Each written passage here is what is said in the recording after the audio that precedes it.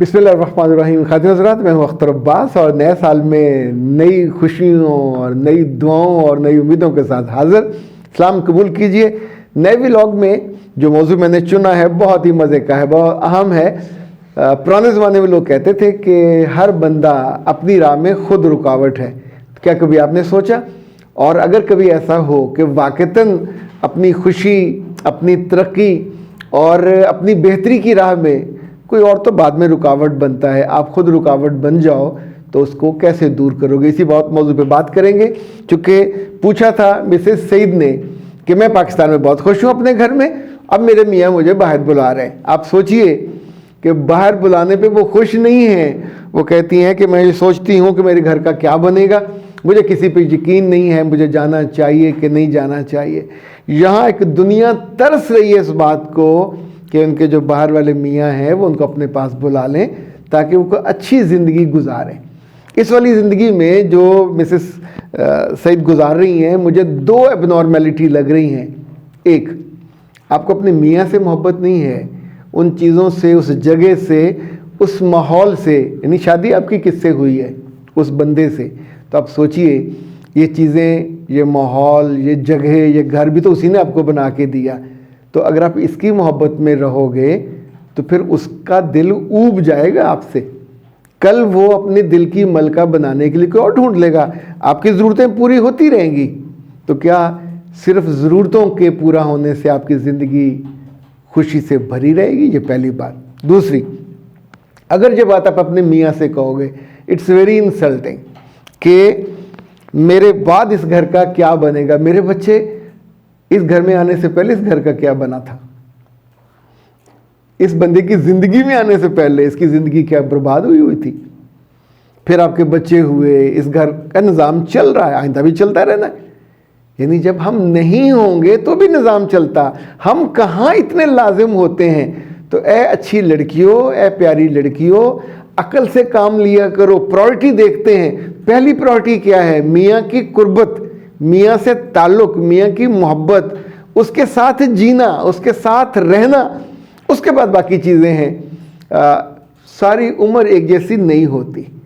जो आपका prime time है, अगर आपने इस तरह की चीज़ों की मोहब्बत में उसे बर्बाद कर दिया तो फिर तो वो होगा जो होता है। मिसेस अरशद कहते हैं, सर जी मेरे शौहर ने दूसरी शादी कर ली है और उसमें उसका एक बच्चा भी हो गया। अब वो चाहते हैं कि दोनों बीवियां इकट्ठी रहें एक ही घर में, मुझे क्या करना चाहिए? मिसेस अरशद, बेटा अकल तो ये कहती है कि आपको अपने मियाँ की बात को समझना चाहिए, मानना चाहिए। पहले कहीं कमी रही है, ऐसा नहीं होता कि बंदा को पागल हो, जुनूनी हो और जाके दूसरी शादी कर ले। दूसरी शादी पे बहुत खर्चा होता है, दूसरी शादी पे बहुत फटीक होती है, दूसरी शादी पे मर्द बट जाता है और कई सारी चीज़ें जो डिसऑर्डर में चली जाती हैं। अभी आप देखें, बहुत मुमकिन है उससे वो अलग घर सेटल ना हो रहा हो, माशी तौर पे उस पर बोझ आ गया हो, या वो जो फील करता हो कि आपके साथ ज़्यादती हो गई है। तो तीन अलग अलग पहलू हैं। अगर आप चाहते हो कि 3 दिन वो आपके पास रहे, 4 दिन उधर रहे, वो नहीं है, तो नुकसान किसका?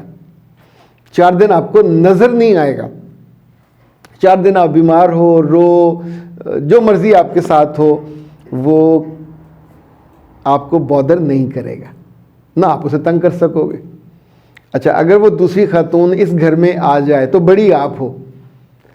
अगर आप उन बहुत सारी समझदार औरतों की तरह जिन्होंने दिल बड़ा किया और दूसरी को खुले दिल से कबूल कर लिया, या दोस्त बना लिया या बहन बना लिया, आप दोनों में कॉमन चीज़ है आपका मियाँ। आपका भी है, उसका भी है।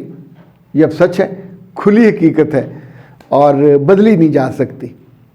बदलोगे तो मियाँ बदलेगा और दूसरी का बच्चा भी है तो आपको फ़र्क कर देगा। तो नुकसान किसका होगा? आपका। ज़्यादा बच्चे आपके हैं फिर भी आप फ़ारग हो गए तो भी। जो खातून अकल से काम नहीं लेगी और इस मौजू पे, इस नॉन इशू पे इशू खड़ा करके रोज़ लड़ेगी, मियाँ से बहस करेगी, तकरार करेगी, तो मेरे बच्चे आपसे तंग आके तो उसने दूसरी शादी की है। तो ऐसा मत कीजिएगा। अगर वो चाहता है दोनों इकट्ठी रहें तो बिस्मिल्लाह, दोनों इकट्ठी रह लीजिए। एक पोर्शन उसको दे दें, एक पोर्शन आप ले लीजिए। इकट्ठा खाना रखना चाहते हैं तो सुबह शाम बांट लीजिए, एक वक्त का वो बना लें, एक वक्त का आप कर लें, एक दिन का कर लें, एक दिन का वो कर लें, एक दिन का आप कर लें। जिस रोज़ वो खाना बनाए उस रोज़ सफाई सुथराई आप कर लें, जिस रोज़ आप करें उस रोज़ सफाई सुथराई वो। तो चीज़ों को बांट लीजिए, एमिकेबली बांट लीजिएगा। उसके साथ मियाँ शेयर करना है, मंजूर है ना भी मंजूर हो तो करना पड़ेगा, तो घर भी शेयर कर लीजिए। खुशियाँ तो शेयर हो रही हैं, काम भी शेयर कर लीजिए, आप फ़ायदे में रहोगे, वरना आप दुखी रहोगे। मिसेस फवाद कहते हैं सर जी 1 साल होने वाला है, शौहर मुल्क से बाहर है, कोई औलाद नहीं है और शौहर बोलते हैं कि मैं साल बाद आऊँगा, और सास मुझे बहुत ताने देती है कि तुम्हारी औलाद क्यों नहीं है, मैं ज़हनी मरीज़ बन गई हूँ। बेटा आप ज़हनी मरीज़ कैसे क्यों बन गए? सास जब भी ताना दे तो मुंह नीचे करके बैठ जाएं, उसका हाथ पकड़ें, उन्हें कहें अम्मी जी हांडी जी कुछ पेगा तो पकेगा ना जी, मतलब मियाँ मेरा उत्थे जे मैं इत्थे हैगी तो मुंडा कित्थों पैदा हो जाए। यानी खुद तुसी अकल करो, तो तुसी वड्डे हो, तो मियाँ को फ़ोन करें, उन्हें कहें छुट्टी लेके आजा बालमा, तुम्हारी बीवी इंतज़ार कर रही है और मुझे पोता चाहिए, मैं उस पोते के बिना नहीं रह सकती। पोता क्या, मुझे जुड़वा चाहिए, मुझे तुड़वा चाहिए। तो सारा जो मलबा है ख्वाहिश का वो अपनी सास पर डाल दीजिए। आप किस चक्कर में ज़हनी मरीज़ बन रहे हो? हाँ, अगर आप बहुत साइंसदान हो और कंप्यूटर से कोई बच्चा डाउनलोड कर सकते हो, वैसे आज तक हुआ नहीं है, लेकिन ऐसी हमाकत जो आप कहते हो मैं ज़हनी मरीज़ बन गई हूँ, किस चक्कर में?